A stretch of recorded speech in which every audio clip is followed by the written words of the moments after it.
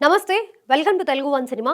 This is Diveshwari. జనవరి 15 బుధవారం అర్ధరాత్రి దాటిన తర్వాత బాలీవుడ్ హీరో సైఫ్ అలీ ఖాన్ నివాసంలో జరిగిన ఘటన దేశవ్యాప్తంగా సంచలనం సృష్టిస్తోంది.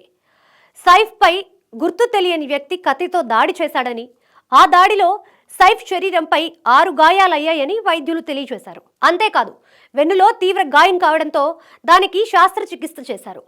ఇదిలా ఉంటే తమ ఇంట్లోకి ప్రవేశించింది ఒక దొంగ అని, అతన్ని ప్రతిఘటించే క్రమంలో సైఫ్కు గాయాలయ్యాయని కుటుంబ సభ్యులు తెలియజేస్తున్నారు. ఒకే ఒక సీసీ కెమెరాలో రికార్డైన దృశ్యం మాత్రమే పోలీసులకు లభించింది. అందులో నిందితుడిగా భావిస్తున్న వ్యక్తి మెట్లపై నుంచి దిగి వెళ్లడం కనిపించింది.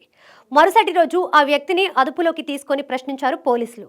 అయితే సీసీ కెమెరాలో కనిపించిన వ్యక్తి అతను కాదని నిర్ధారించుకున్న పోలీసులు అతన్ని విడుదల చేసి అసలైన హంతకుని కోసం గాలిస్తున్నారు. ఇదొక కథనం అయితే ఇప్పుడు ఈ ఘటనలో మరో కథనం వెలుగులోకి వచ్చింది.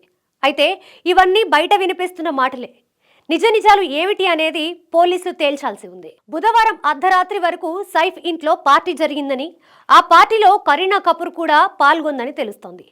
ఆ సమయంలోనే సైఫ్ తన ఇంట్లో పనిచేసే యువతితో రాసలీలలు సాగించాడని ప్రచారం జరుగుతోంది.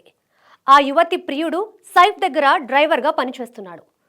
తన ప్రియురాలితో ప్రవర్తించిన తీరుపై కోపం రావడంతో అతను కిచెన్లో ఉన్న కత్తితో సైఫ్పై దాడి చేసి గాయపరిచాడని అంటున్నారు. ఆ సమయంలో సైఫ్ కుమారుడు ఇబ్రాహిం అతని మొదటి భార్య అమృతా సింగ్ దగ్గర ఉన్నాడని చెబుతున్నారు.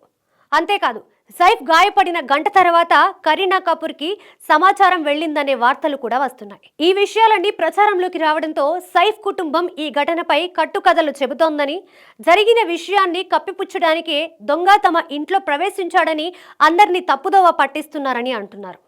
ముంబైలోని అంతరిక్ష్ ఏరియాలో సీసీ కెమెరాలు లేకపోవడం అందరినీ ఆశ్చర్యపరుస్తోంది.